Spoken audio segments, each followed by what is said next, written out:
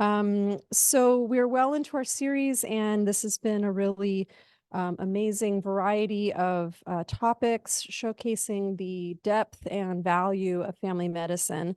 Today's speaker is really a true reflection of that. As a primarily clinical family medicine doc, I've worked with these tools around cognition and memory quite a great deal, and they've been really impactful in my practice. So with that, I'd like to introduce today's speaker, Dr. Jackie Raetz, Associate Professor in the Department of Family Medicine, who sees primary care patients at the Harborview Family Medicine Clinic. She is an Associate Program Director of the Department of Family Medicine Residency, co-principal investigator of the CDC-based project Cognition in Primary Care. She provides nursing home care through Harvard Post-Acute Care Services and inpatient palliative care at UW Medical Center. And thank you, Dr. Raetz, for being here. You can hear it. Okay. Yeah, I think I have my little mic on. Well, I'm in my 19th year as faculty in this department. And so I feel like maybe it's overdue to be giving grand rounds. So I'm excited to do that today. And one of the neat things about being part of this department is that even though I've technically had the same job for 19 years, it's always changing. And I feel like I've gotten to do like little tiny mini fellowships as faculty. So I feel like I've done a fellowship in palliative care, even though it wasn't an official fellowship. I feel like I had a fellowship in hospital administration. I feel like I've had a fellowship in residency leadership. And about 4 years ago, started a mini fellowship, not anything official, in sort of quality improvement and research, which is like brand new kind of thing for me. And I'm going to tell you a little bit about that project today. So happy Valentine's Day. Love the department. So glad to be giving this on Valentine's Day. And I'm going to tell you about cognition in primary care. So nothing to disclose. And the Cognition in Primary Care program is a program to facilitate the detection and improve the care of people with cognitive impairment in primary care. And I'm going to start a little bit about how this project got going, and want to give credit to Annette Fitzpatrick, who is a now professor emeritus in our department.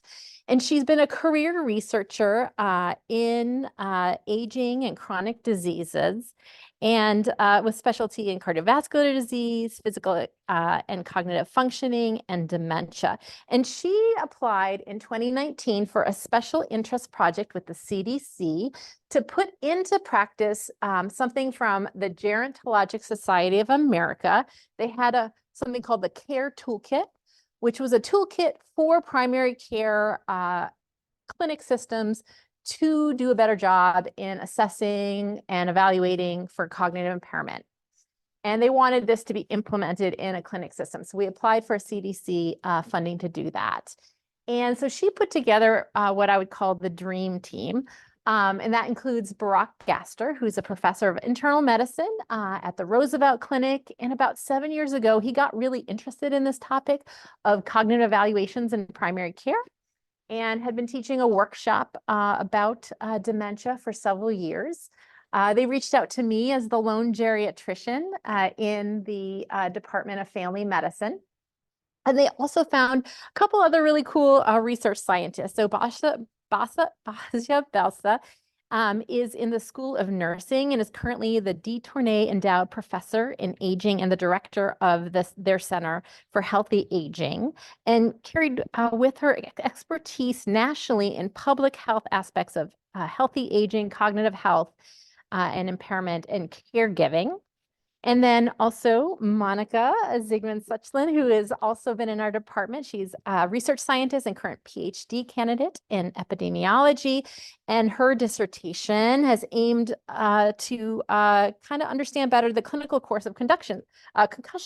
So also in the brain health realm as well. And she also, many of you know her because she coordinates the WAMI Region Practice-Based Research Network as well.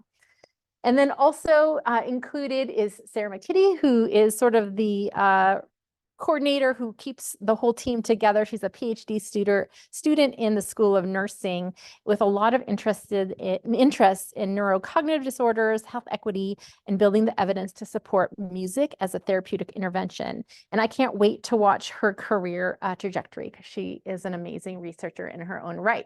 So we got together, and after the first 2 years, the CDC gave us a 2-year extension on this project because they were excited about the work. We got additional funding from something called the Davos Alzheimer's Collaborative.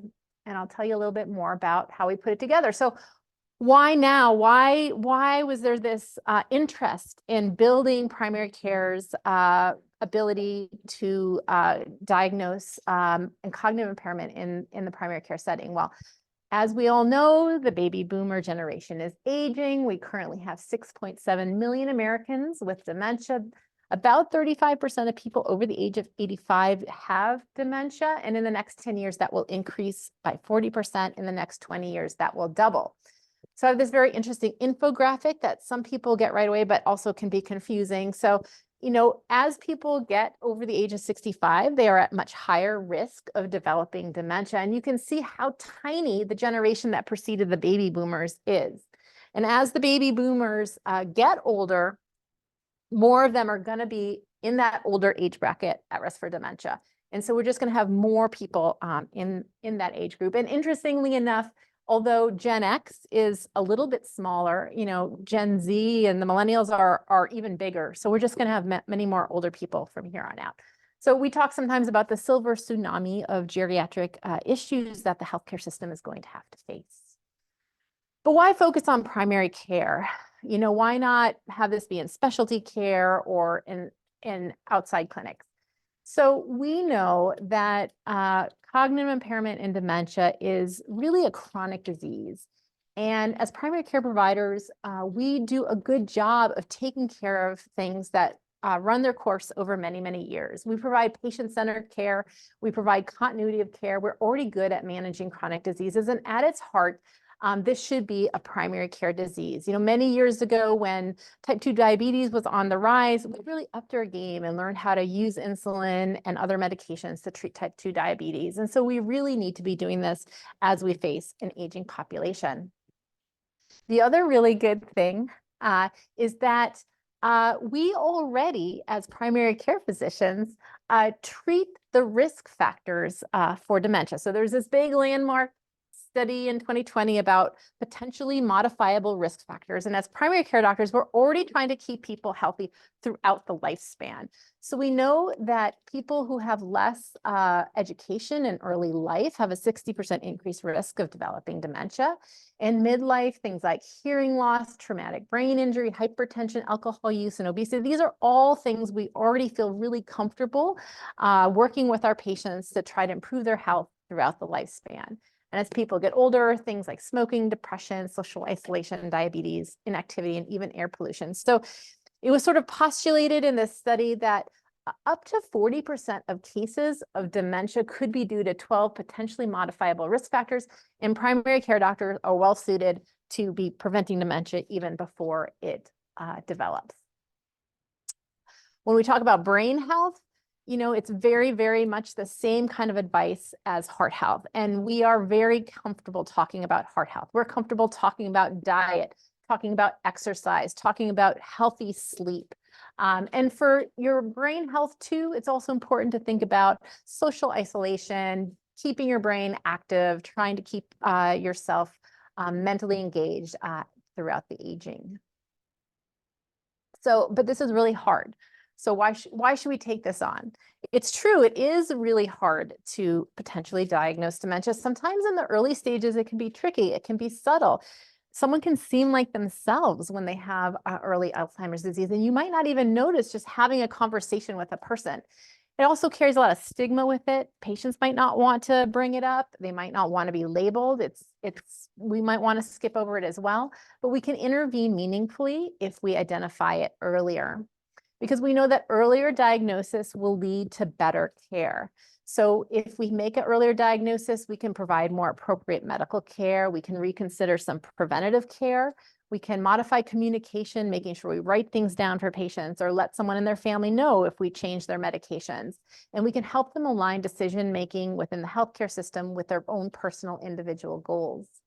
We can increase support and understanding by involving and educating family, and we can connect people earlier to helpful community resources. We can also improve the safety of a patient by making sure they're safe drivers, making sure their finances are secure, and making sure their home has a safe environment. We can make sure we limit both prescribed and over-the-counter medications that might harm cognition, treat contributing conditions, and engage early and advanced care planning while people are still able to make their wishes known. We can also continue to advocate for those healthy lifestyle changes that may not only prevent dementia, but slow its progression once it's started. So what did we do as a group when we were tasked with this project? So we wanted something that was going to be practical and efficient, that people were going to accept. You know, Dr. Brock Gaster had said in the beginning, you know, there's not really anybody else within primary care working on this. And I didn't really believe him. Like, there's got to be someone else in primary care. But as we've talked to people all around the country, there really aren't. Most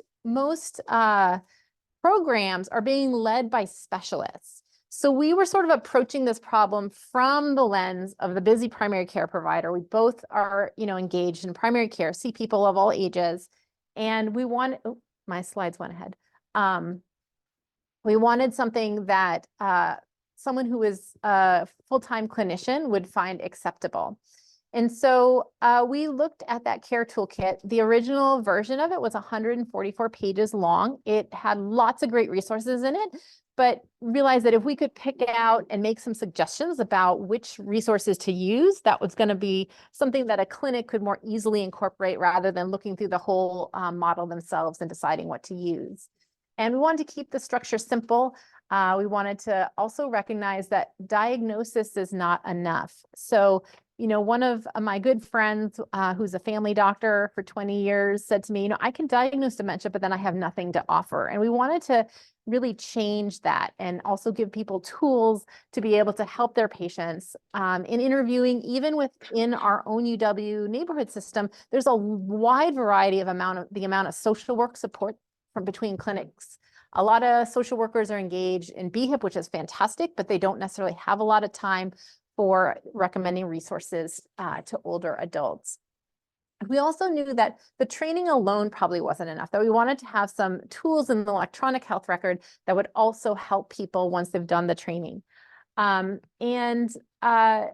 of the things that sort of added to the complexity of this project is that it was funded in the first few months of 2020. And we thought when the pandemic started that wow, they're going to take the money away and they probably had really more important things to do. But lo and behold, we were tasked with starting this and getting people to attend CME on dementia at the very start of the pandemic. And surprisingly, people were actually, despite being overwhelmed by COVID, really enthusiastic about the project. So we created a 3-part educational series. Initially, we thought we'd do this all in person, go clinic to clinic during lunch hours, but it was all done via Zoom. And we paired that with Epic tools we created with Ungod, who many of you know, who also trained in our program, and went from clinic to clinic to provide some in-person support. Where do you keep your paper forms on the wall, that kind of a thing. And we've been collecting data throughout this project. So I'm going to actually, many of you have taken the 3-part CME, but I'm going to go through some of the highlights just for review. It can never hurt, and kind of give you an idea for those of you who haven't heard what we train within those 3-part CMEs. So the first part is just that cognitive evaluation. And that part can be summarized by, we really try to help primary care providers and their teams decide who needs an evaluation. There's a lot of debate out there about whether we should do universal screening. The USPSTF doesn't currently support that. Some clinics, even within our system, are electing to do universal screening. So one way or another, you have to decide who is going to get a full evaluation. We advocate for a dedicated visit to do this, trying not to tack this on to a whole annual Medicare wellness visit or a problem-based visit because it's going to go better. Ideally with somebody who knows the patient well. We provide a checklist of reversible and contributing causes, and we recommend validated instruments to use. So, this is an example of a situation that a lot of times we see in primary care, kind of a healthy 82-year-old. They're here for a wellness visit. Maybe they're on a few medications like Zolpidem that aren't the best for cognition. And they just kind of happen to mention, I've been worried about my memory. And the truth of the matter is that dementia is dramatically underdiagnosed. So when a patient or a family member mentions a concern, we should take that seriously. If they say yes on an annual wellness visit to having a memory problem, we should take that seriously. And sometimes other people on our healthcare team are really well suited to pick up some of these abnormal warning signs. So, a front desk staff might notice that a patient isn't coming at the right time or on the right day for their appointment, or a medical assistant might notice that a patient doesn't really know which medications they're taking. And so we really want to encourage the whole healthcare team to be saying something if they notice somebody is having some difficulty with thinking or memory. And like I said, we're advocating in this system, advocating for targeted case finding rather than universal screening. So thinking about that patient who's generally healthy, but mentions that they have a concern about their memory, it is kind of tempting if you've known her for a long time, she seems like herself, you haven't noticed any problems. It's tempting to reassure her, but the reality is that sometimes people do notice that they are having significant cognitive impairment, and she could very well have mild Alzheimer's. Should we just automatically send her to a specialist? Maybe you don't feel like you're capable of doing the referral, or you're really, really busy or hard to get in to see yourself. But especially with the new monoclonal antibody treatments, a lot of specialists are very, very backed up, 8 months or even more. So that's not the most ideal answer either. You could change course, try to do a MOCA right then, and then you're going to run behind, but that's only going to stress you out. So like I said, we want people to have a follow-up visit to do this in a dedicated visit. So I just want to talk about that question about, well, what is normal with age? What is forgetfulness normal? Certainly dementia is not a normal part of aging, but there are changes in our brain as we age. And so the brain ages just like every other organ in the body. And it's not a disease, it's a natural lifelong process that occurs in every individual. And it can look different between one person and another. Some people will have very little change. Some people may have a lot more changes. Some cognitive functions like vocabulary improve with age. And sometimes when people are having subjective cognitive concerns, what they're noticing is just actually normal brain aging. And so it's really important as clinicians that we know the difference between normal cognitive changes with age and those that could represent signs of dementia. And so one of the things that I really think, if you haven't looked at it before, there's something called the 10 warning signs of Alzheimer's from the Alzheimer's Association. And it's a sort of a side-by-side comparison, like, forgetting where your keys are and having to retrace your steps, that's normal. Getting lost in a familiar place that you've been to before, that's not normal. And so I think it's a really good resource to look through. We made this sort of abbreviated version. It's not a validated tool, but it's sort of a decision tool that will ask patients about some of those red flags. And then at the bottom, also kind of remind you and them what could be considered normal. And some people see the bottom and they're like, yeah, that's kind of what I'm noticing. I'm not noticing some of these other warning signs. And both of you can feel very reassured. Now, again, this isn't like a proven diagnostic tool. It's just one more piece of information that can help you and your patient decide if a dedicated visit is a good idea. And it never hurts to err on the side of caution. You can have your medical assistant give this to a patient. You can give this to a patient. It's available on our website. But again, you want to combine it with your clinical judgment to decide who needs a full evaluation. So for the evaluation itself, you want the person to come back for that visit, and it's even the best dementia expert can't make a clinical diagnosis without at least a little bit of collateral information. So if at all possible, somebody who knows the patient well, like a family member or a close friend, should accompany that person. Now, we all know and have experienced patients who just have nobody. They're very, very isolated. So it's not always possible, and then we have to kind of do the best that we can. For people who can make longer visits, that's going to work better.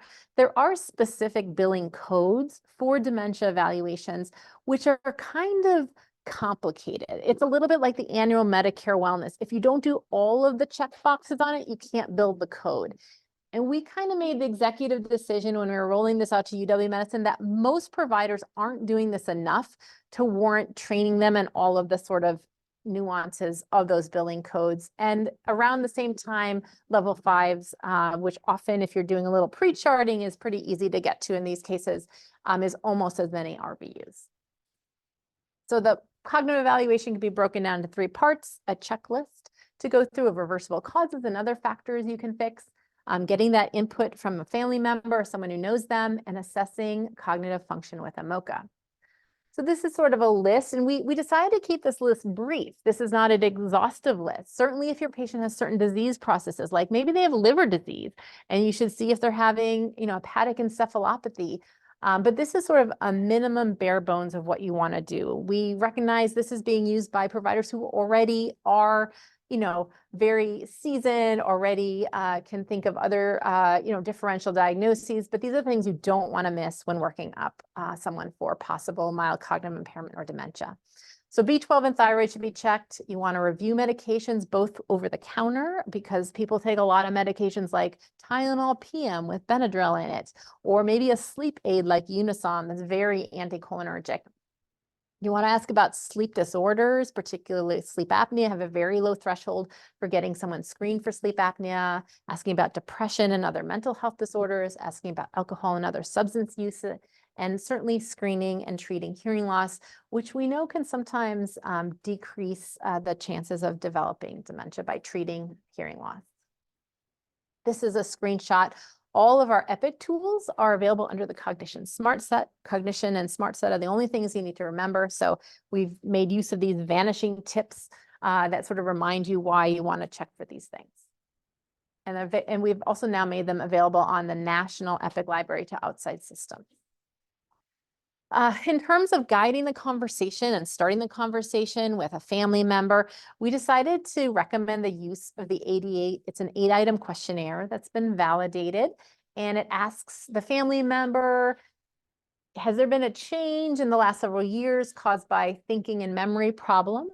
And it's kind of a neat test because it has pretty good sensitivity and specificity. 0 to 1 would be normal. 2 or more makes cognitive impairment more likely. But what I've found when I've used it is that often it kind of opens up the conversation for other things a family member has noticed. So I had someone a family member was filling this out, and they were answering everything pretty normally. But then they said, but they didn't remember a trip we took to Atlanta 3 months ago. And you're like, yeah, that's not, that's definitely a red flag for sure. So it can kind of jog the family member's memory themselves to kind of say what they've been noticing and how that's changed over time. It has been validated in the patient themselves. It's not going to be as sensitive or specific, but it can be used just given to the patient. I want to make sure I didn't just skip over 2 slides. So in terms of the cognitive assessment, we did settle on the MoCA. However, a lot of systems there are a lot of other tools out there, and we recognize the MoCA is not a perfect test. Some healthcare systems, even the Harborview Senior Care Center, use the RUDAS for populations that are not as literate or not necessarily primarily English speaking, although the MoCA has been translated into many, many languages. It is better than the mini mental status in that it is more sensitive to mild cognitive impairment than the mini mental status. And the mini mental status is actually copyrighted. You're supposed to pay someone $1 every time you use it. And the MoCA score, there's a range of where people often land based on different diagnoses, which I think is helpful to think about. So 26 and above is usually considered normal, although some research studies have suggested that you should have a cutoff of 23 and above to not accidentally put some people with normal cognition in the wrong category. The average score for a mild cognitive impairment is 22 with a range of 19 to 25. So you can see how that might overlap. And the average score for mild dementia is 16 with a range of 11 to 21. So you can put all of this together. You put together the family history and the MoCA result. If you have a MoCA of 21 or less, and someone documents gradual change over time, and they're having difficulties managing their activities of daily living, that is a diagnosis of dementia. If they have a slightly higher MoCA score, some changes over time, but they're still managing all of their instrumental and basic activities of daily living, that is a diagnosis of mild cognitive impairment. And mild cognitive impairment is actually a newer diagnosis. It didn't exist yet when I was a geriatric fellow. It's its own diagnosis. It can be caused by the same disease processes that cause dementia. So it can precede, Alzheimer's disease can cause mild cognitive impairment and then go on, progress to dementia. And about 70% of people with mild cognitive impairment will go on to progress to dementia. But 30% of people may have more of those reversible causes, might have sleep apnea or just some very severe changes with age. And so it's not necessarily indicative of a 100% chance of going on to dementia. It's not simply early dementia. So kind of in summary of that first part, if evaluation looks okay, you can keep telling them how to keep their brain healthy and consider repeating it in the future. If you find some of those contributing factors, you might want to treat those first and then reevaluate. And if the diagnosis is MCI or dementia, you're probably going to want to see them back to keep talking about it and make a plan. So that's kind of the topic of part 2, is setting the plan for the newly diagnosed patient. And we also have sort of an outline of things to do for that. We talk about counseling best practices, when to think about a second opinion, continuing to promote that brain health, thinking about resources that might be helpful, and advanced care planning. So there are published best practices for sharing a dementia diagnosis. And there's a lot of good evidence that says a pretty large percentage of patients and their families don't remember being given the diagnosis of dementia. So it's important to have somebody who the patient wants to be there and follow some of the same best practices for, sharing bad news, making sure people are ready to hear the diagnosis, acknowledging the uncertainty and the fear, but also sharing some optimism and making it clear that you're going to walk alongside them during this journey as their primary care provider.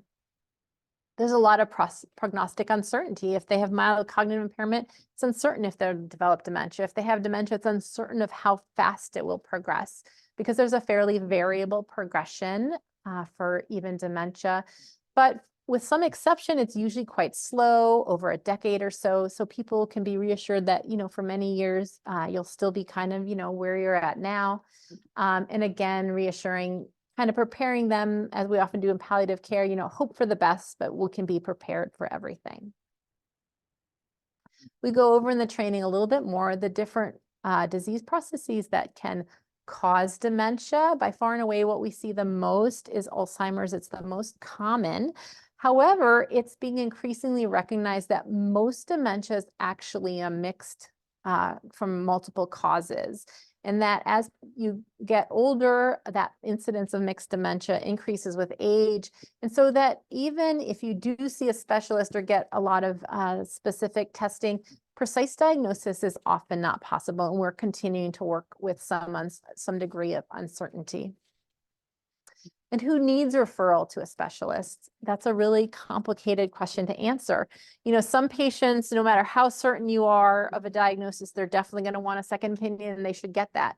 There's going to be some patients, no matter how uncertain you are and how uncomfortable you are, and you want them to get a second opinion, they're not going to go. So it has to be a conversation and shared decision-making with your patient. But there are a few red flags where we recommend a more urgent recommendation to see a specialist.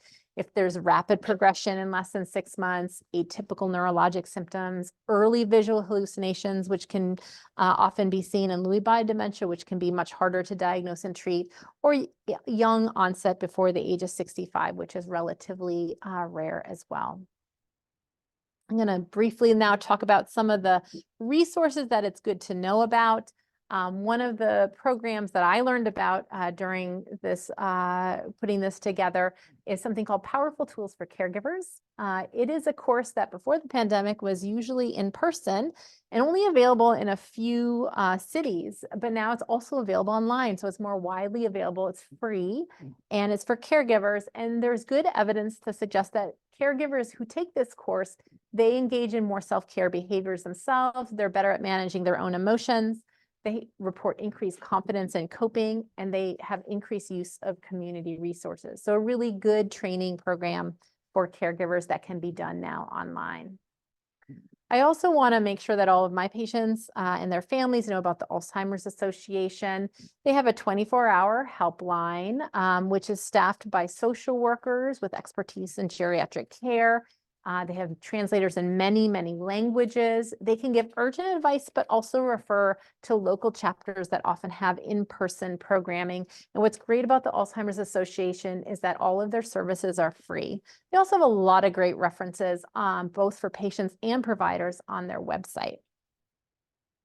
Another thing that a lot of providers don't know about, and if you don't have a lot of social work support in your clinic, you should know about what the Area Agency on Aging is. Every county in the United States has an Area Agency on Aging, and it's a clearinghouse of resources for patients and families and caregivers facing aging and disability issues.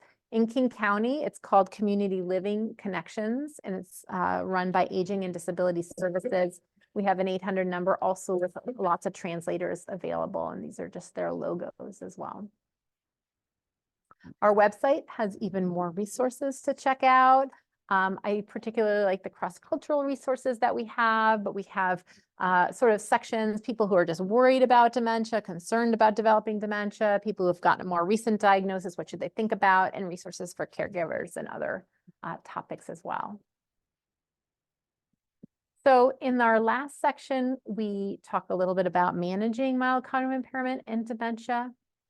I think one of the urgencies around getting the healthcare system prepared for diagnosis is the advent of these new monoclonal antibodies that have come out on the market since 2021. So just for your knowledge, UW-Medicine started its first infusions of lecanemab at the Memory and Brain Wellness Center just in December, and it was sort of a complex Herculean effort just to get that program underway. It's a new medication. They've only been studied in 18-month trials. So, time will tell us how good they are in the long run, but at the moment, they are the newest medication that's come on in the last 20 years. And they are monoclonal antibodies against amyloid plaques. So just for Alzheimer's disease, they are a twice monthly infusion. There is risk of brain edema and bleeding. So a lot of MRIs, usually an average of 5 MRIs per patient. And patients need to have proven amyloid disease. So historically, the way we can detect that is through PET scanning or through lumbar puncture, but there are new blood-based biomarkers that will probably replace that in the near future. It's recommended right now that that's ordered through specialty care because it's not necessarily going to be off the bat covered by insurance. Also, for lecanemab, there are many more monoclonal antibodies coming through the pipeline. So they're probably going to be a new 1 or 2 each year for the next several years. For lecanemab, though, someone who is homozygous for the ApoE allele, so highest risk of developing Alzheimer's, is actually not eligible because they have a much higher risk of that brain edema and bleeding. So unfortunately, DNA testing needs to be done, and those patients are not eligible, nor are people eligible if they are on a blood thinner. But acetylcholinesterase inhibitors and NMDA receptor antagonists have been around for many, many years. And they were never the wonder drug, never the miracle drug, but they are reasonable to offer. They're safe. They're usually easy to prescribe. And for some patients, they might result in a small improvement in cognition and function. They're symptomatic therapies. They're not neuroprotective like we're hoping the new monoclonal antibodies are. And they're not going to change the overall trajectory of the disease. It is important to know that the monoclonal antibodies are marketed for mild cognitive impairment that is caused by Alzheimer's disease, but these drugs are not FDA approved for mild cognitive impairment. Probably the hardest part of dementia to treat is the behavioral and psychological symptoms, which occur in 80% of people with dementia. It can look a lot of different ways: agitation, refusal of care, hitting, and it can be a really big challenge to treat these. And we see these patients even in primary care. And so we want to make sure we're minimizing medications, particularly anticholinergic medications that could make symptoms worse. And paradoxically, sometimes benzodiazepines can also make it worse. We want to do a lot of training of caregivers. There are sort of best practices and good evidence that behavioral non-pharmacological therapies really do work. So doing caregiver training, like the powerful tools, doing things like setting a goal of reduction rather than elimination, determining if there are unmet needs, and examining the environment, trying to make the daily routine more calming, more simple, avoiding loud noises, and then using community resources and respite if possible. And then people always want to know about medications. And the take home for that, it's beyond the scope of sort of the brief grand rounds to go into all the medications, but current data don't really provide clear guidance on whether any drugs improve the outcomes or whether the benefits outweigh the harm. And so often we use medications as the last resort, things like antipsychotics, and kind of need to do it for a limited time just to see if you can get control of certain behaviors.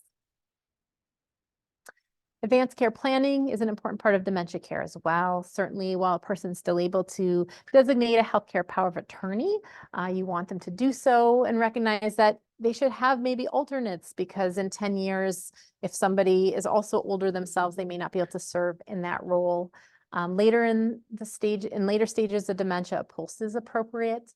It's kind of a reminder that in an annual Medicare wellness, it's a really good way to track the progression of dementia, because they do a really nice job in outlining the activities of daily living and how much help somebody needs for each of those, so you can kind of see how quickly things are progressing. And there's added RVUs that can be added for advanced care planning during an annual wellness visit too. We also have a discussion about feeding tubes. It's a normal and expected part of dementia to eventually lose weight, lose interest in eating, and maybe even have difficulty with swallowing. And lots of randomized controlled trials show that feeding tubes usually do more harm than good. So that was all of dementia training for cognition primary care in a brief whirlwind. I'm going to switch gears to the outcomes that we've found with our program. So we implemented this in 14 of the UW neighborhood clinics. We excluded the clinics that are primarily residency training. We wanted to have primary care providers who spend less than 5% of their time dedicated to research and teaching for the most part, so that we can see if this is going to work kind of in real world experience. And, the UW neighborhood clinics range, as you know, from South Puget Sound all the way up to the San Juan. It's going on its own, isn't it? Between 125 PCPs. It's pretty diverse patient population, with 51% identifying as non-white.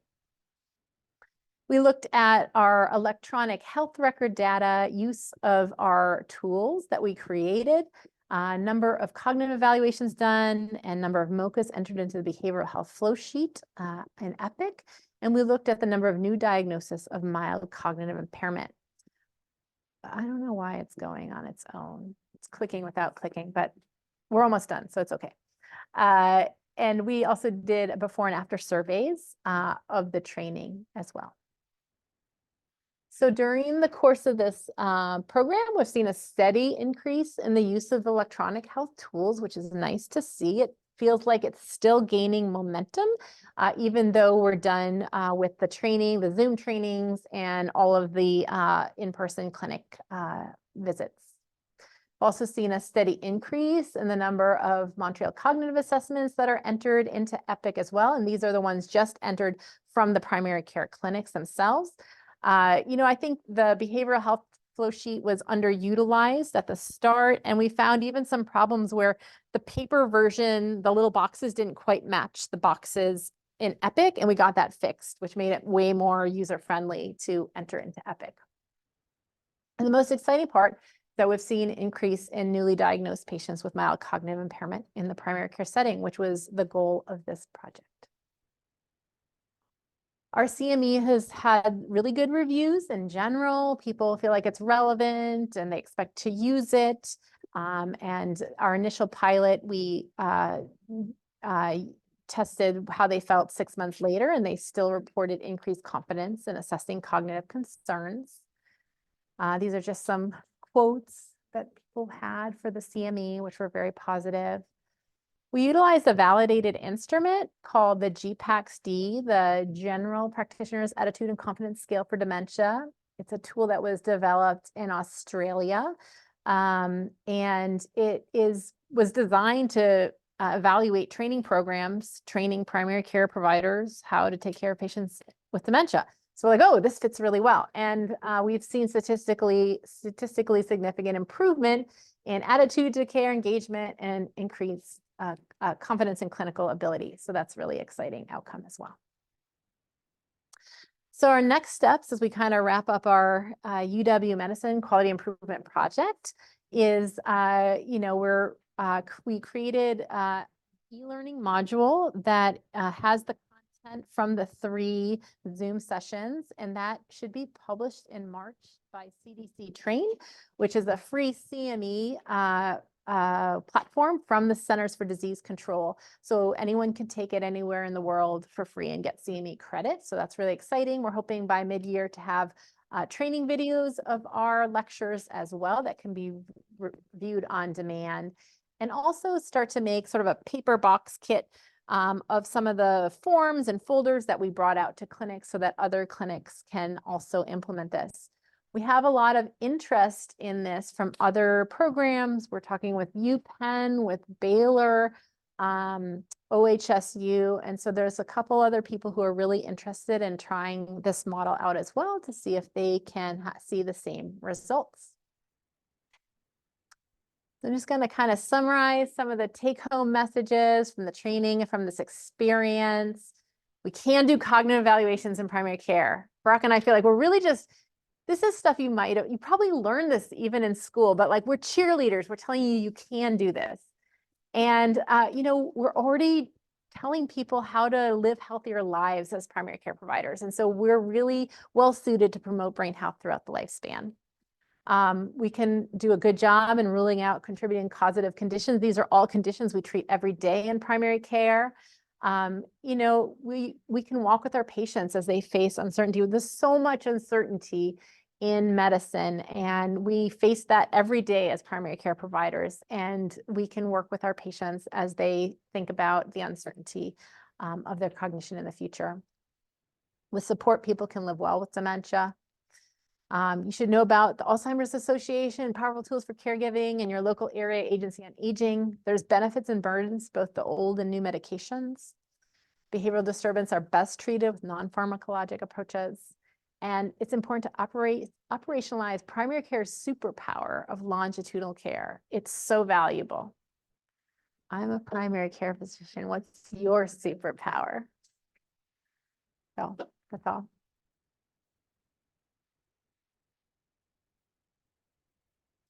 Thank you so much, Dr. Raetz. That was excellent.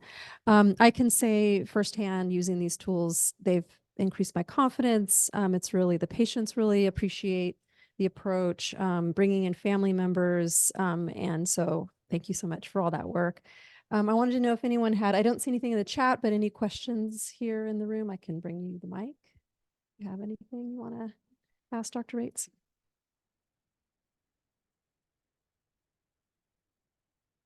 Thanks. Thank you, Jackie.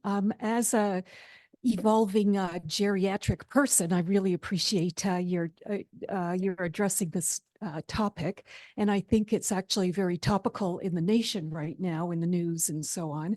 So I think it's really important. I have one comment and one question.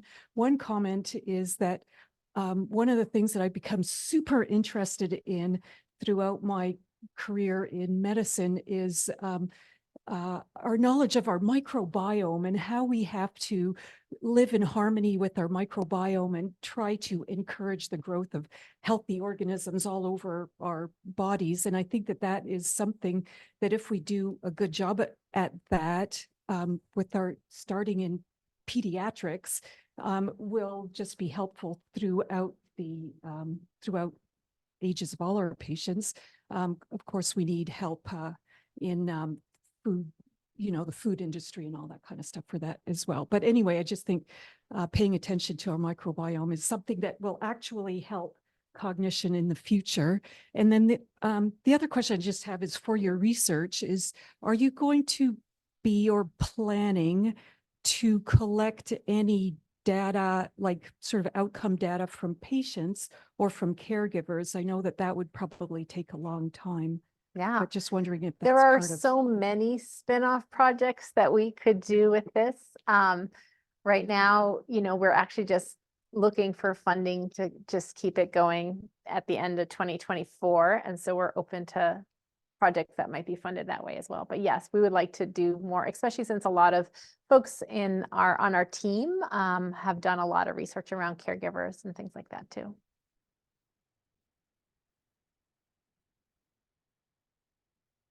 Thank you so much, Jackie. Really appreciate this presentation. And as Nina and others said, it's been really practice transformative for me to participate in this CME. Just a comment and a question as well. There was an article in the Wall Street Journal this week about preventing dementia. It might have been last week. And there was a clinic down in Southern California in which there was a geriatrician who was heading this up. And he says, yeah, something along the lines of, this is stuff that should happen in primary care, but we know it doesn't. So therefore, he opened this clinic for those with the monies and the resources to go and get prevention on the MIND diet, talking about berries and dark leafy vegetables in particular, specifically. So I thought it's just very salient that we are doing this in primary care. Of course, we would like more time to do it in primary care. Yeah. And I think some things are, social problems, inequity with, income and poverty and access to food. So, I want all of my patients to have access to healthy food, not just people who can afford to go to a specialty clinic.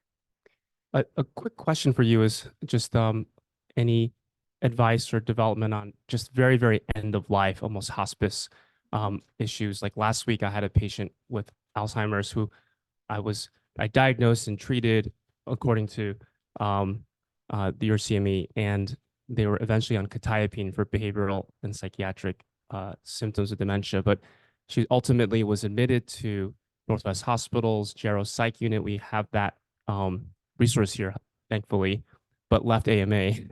And I think just really a lot of difficulties with caregiver burnout and just needing a higher level of care. But I think I had difficulty. The neurologist I think was having difficulties really connecting this patient. Yeah. So, I mean, we run into problems with funding for caregiving. One of the things that, I tell all learners when especially when I'm on the wards, but I say it as often as I can. And I've gotten to the point, I'm like, haven't you heard this before? But I know there's new learners like every year. So is that, a lot of people don't realize that Medicare, which is insurance for older or disabled patients, does not pay for long-term, what we call custodial care, either a caregiver at home or in a nursing home or higher level of care, that only Medicaid, which is financially based, pays for that. And so whether it's because of dementia or other diseases, when people need more caregiving, they often run into this problem and are faced with, either family trying to piece it together or basically spending their life savings until they qualify for Medicaid to get the care they need, which is just like really, really terrible reality of our society as it's structured right now. So I don't have an answer for that, but there is not enough caregiving financial resources through the insurance that most people have.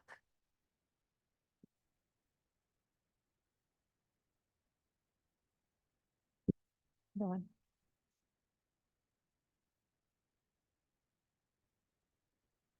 I've done a couple MOCAs recently on patients who I thought clinically had mild dementia, and then they actually scored pretty well, which this was helpful, kind of your way of thinking about mild cognitive impairment. But how would you think about just the aging brain in terms of MOCA score and differentiating that from some mild cognitive impairment? Yeah, I mean, again, it's a clinical history. So, you know, some people start off, you know, with much higher cognition, and they can compensate even if they have significant decline and kind of manage to kind of keep it together. Emily's nodding. I know I'm saying the right thing. So yeah, I mean, I can't imagine, I would imagine that most people who are, you know, 97 are not going to score as well as when they were 67 on a score, that there is going to be some decline. But there's such a range of where people start and where people go to that it's really hard to put like exact amounts on specific ages and specific disease. I don't know. That was a wishy-washy answer to They're that kind of question. in like we need to trend this. Yeah, over you gotta time. look at like the whole picture, and the trajectory over time is the most helpful, I think.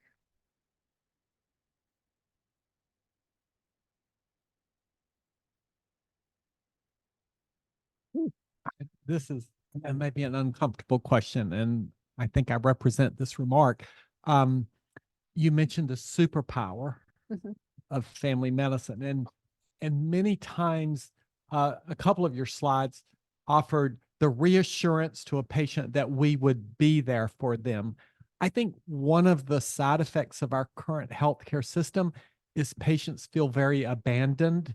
And even us as physicians, I was talking to another leader who said, we need to rethink what a long-term employment looks like, because 5 years is the new 30 years that you would spend with quote unquote a company.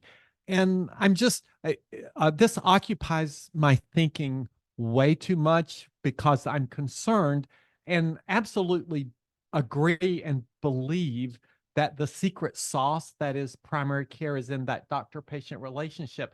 And yet I'm very concerned about the systemic and structural barriers that may be Yeah. preempting that. Yeah. I mean, I'm biased because I've had the same job for 19 years. I have some patients who have seen me since I was an intern, which was actually more than 19 years, it was 2001. So yeah, but I recognize that we are in this society where people are more mobile, and they're changing insurances and they're changing providers, and they may not have that same luxury over time, for sure. I do think sometimes, though, you know, you can make really tight bonds with people even over a much shorter time period. You know, I have a patient who I've kind of been seeing through mild cognitive impairment and now mild dementia, who I've only known for just over a year, and still have managed to feel like we've really made a connection. Mostly because she's really good about scheduling ahead and getting on my schedule. So I'm just worried that that's going to start to drop off, and then it's going to be harder to get that continuity. But it can still happen. It can still be. But I share your worry about that too.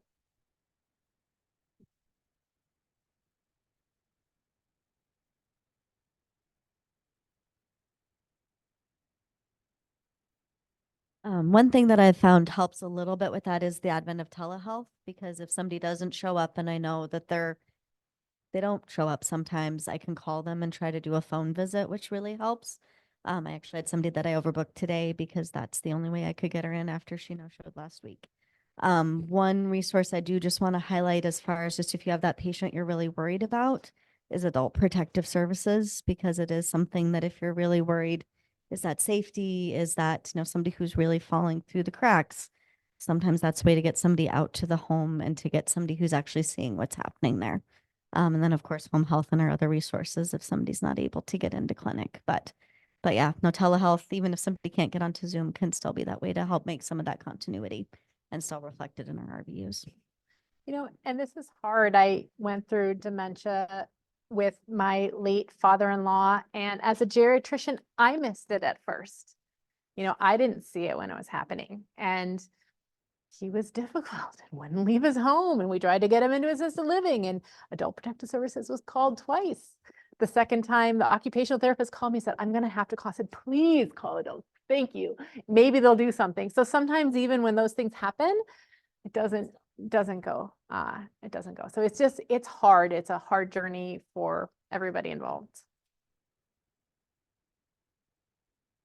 And I would even say some of the tools you have available, some of the resources, some of the education, even if you only have a few visits, it can be hugely impactful for families and patients to understand what the trajectory is, what resources are there, what they could look ahead to, even if you aren't particularly able to follow them. So again, I think all these structures really do help with that as well. Yeah. Well, we are almost at time. I can certainly take any other questions that people might have or any comments. Yeah. All right. Well, fun. thank you. I know many of you supported this project, looking at the modules, even recently at last minute. So thank you for everyone who's been so supportive of this project. All right. Thank you so much, Dr. Raetz.